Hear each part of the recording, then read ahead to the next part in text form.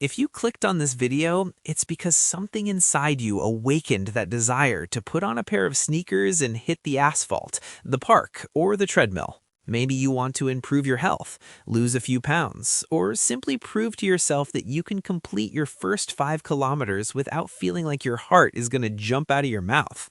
Running is one of the most democratic sports in the world, but it's also one of the most deceptive. Seems simple, right? Just put one foot in front of the other, a little faster than a walk. But the truth is that many beginners give up in the first 3 weeks, and the reason isn't a lack of breath, but a lack of solid habits. Today, I'm going to guide you through the 5 fundamental habits that will transform you from someone who tries to run into a real runner. Get ready, because what we're going to talk about here today goes far beyond just technique. We're going to talk about how to prepare your mind and body for this journey. Habit 1.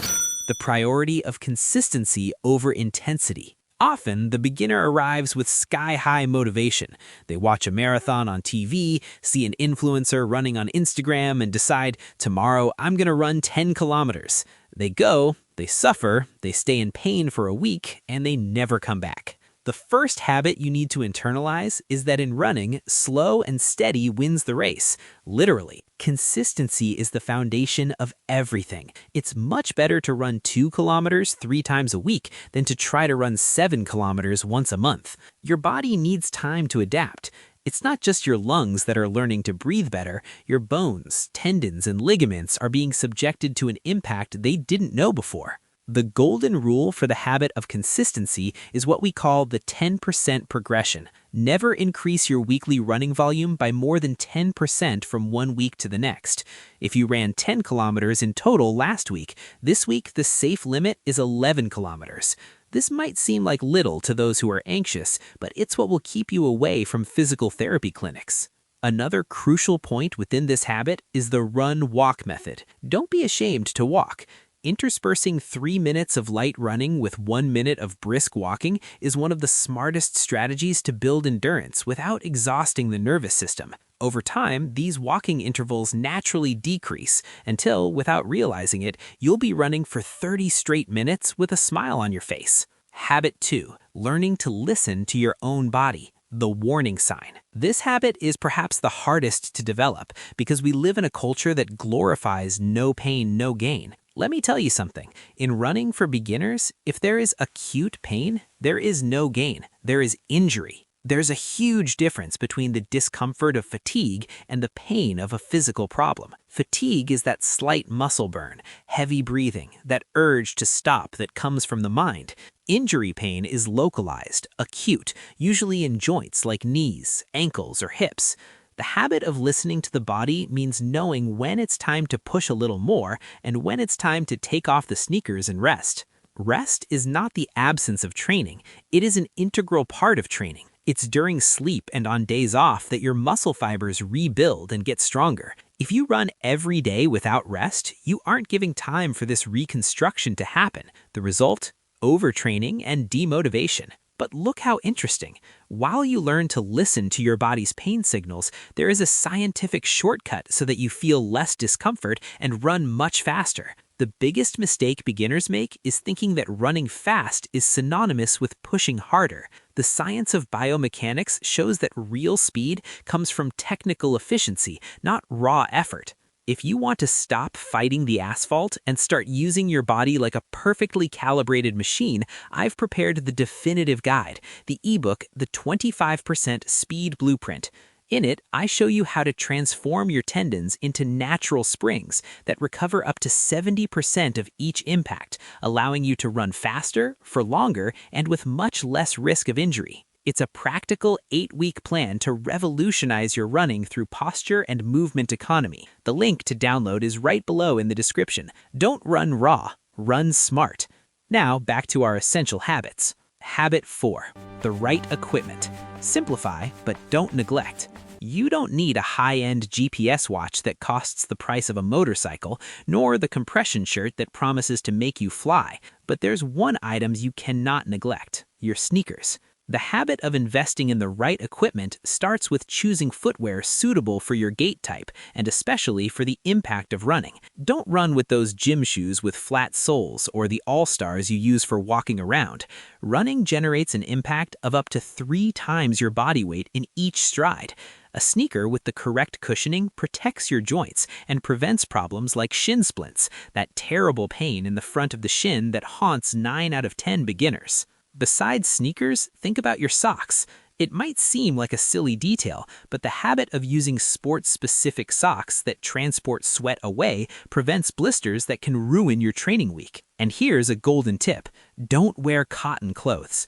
Cotton retains sweat, gets heavy, causes skin friction, and can generate chafing in places you never imagined. The habit here is to seek simplicity with functionality. Focus on what touches the ground and what touches your skin. The rest, the tech accessories and brand name clothes, comes with time as you evolve and feel the need. Habit 4. Hydration and fuel, the internal gear. Many beginners make the mistake of running on an empty stomach without being prepared for it, or not drinking enough water during the day. Running is like driving a car. You can have the best engine in the world, but if there's no fuel and oil, you'll be stuck on the shoulder. The habit of hydration doesn't start at the time of the run. It's a 24-hour process. If you feel thirsty during training, it's already a sign that you're dehydrated. Drinking water constantly throughout the day keeps your tissues lubricated and improves your performance immensely. Regarding food, the rule for the beginner is balance. Avoid heavy meals rich in fiber or fats in the 2 hours preceding the workout.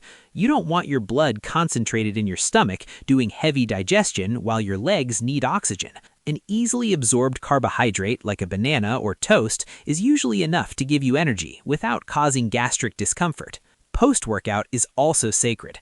The habit of replacing what was lost helps with the recovery we talked about back in the second habit.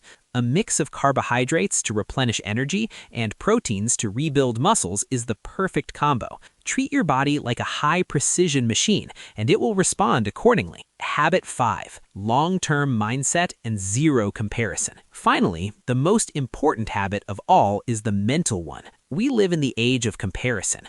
You go on apps like Strava or Instagram and see people running at incredible paces, doing distances that seem impossible for you right now. The habit here is to delete comparison from your life. The only person you should compete with is the version of you that was sitting on the couch yesterday. Every minute you spend running is a victory. There will be days when the run feels light and you'll feel like an elite athlete. There will be other days when 15 minutes will feel like an eternity and your legs will feel like they're made of lead. The mental habit is accepting that both days are part of the process. Set small, realistic goals. Instead of focusing on running a marathon next year, focus on completing my 3 workouts this week. Micro victories fuel dopamine in your brain and keep the habit alive. Celebrate the fact that you left the house, even if the workout wasn't perfect.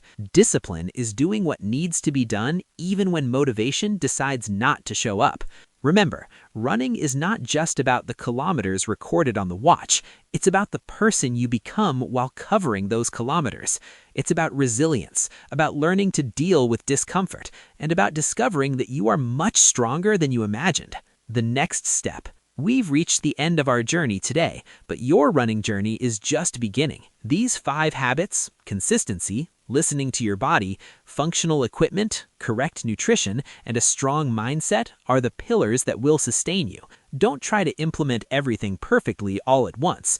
Choose one to focus on this week and build your foundation brick by brick. Running has the power to change lives, and I'm very excited to see your transformation. If this content made sense to you and gave you that little push you were missing, don't forget to leave your like and subscribe to the channel. Comment below, which of these habits is the hardest for you today? I love reading your stories, and it really helps our running community grow.